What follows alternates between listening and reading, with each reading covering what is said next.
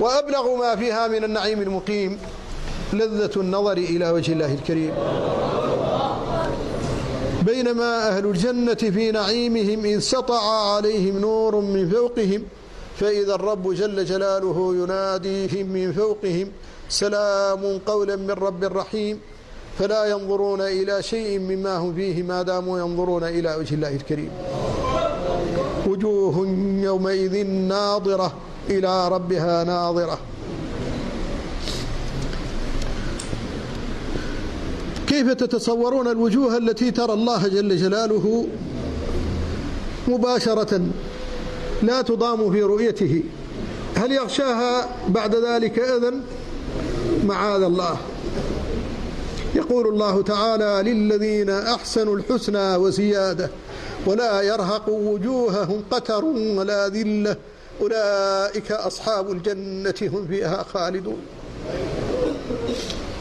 يقول ابن القيم رحمه الله ولله أبصار ترى الله جهرة فلا ضيم يخشاها ولا هي تسأم. لا تمل من رؤية الجبار جل جلاله.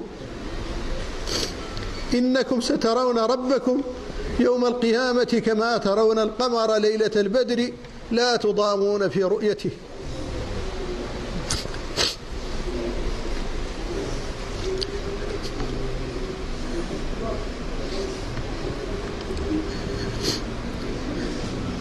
يكلمهم الله جل جلاله بكلامه مباشرة يسمعونه فيقول سلام قولا من رب رحيم،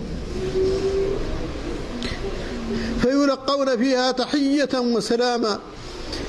فالتحية تحية الملائكة يقولون لهم سلام عليكم طبتم فادخلوها خالدين، ولا يخاطبونهم من بعيد بل يدخلون عليهم من كل باب، والملائكة يدخلون عليهم من كل باب سلام عليكم.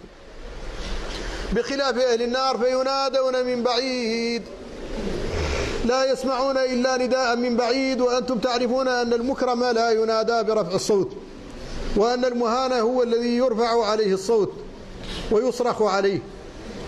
فلذلك أهل النار ينادون من بعيد، وأهل الجنة يدخل عليهم الملائكة فيحيونهم من كل باب سلام عليكم.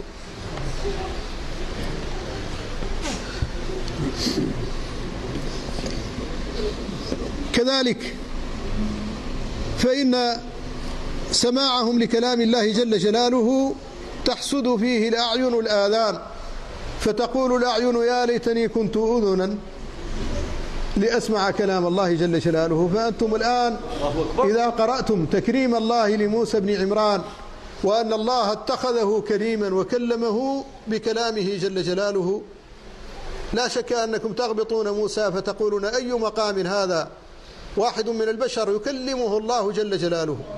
الله أكبر.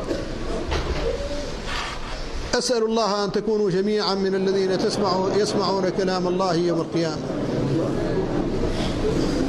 أسأل الله أن يجعلنا أجمعين من الذين يقول لهم سلام قولا من رب رحيم فيسمعون كلام الباري جل جلاله.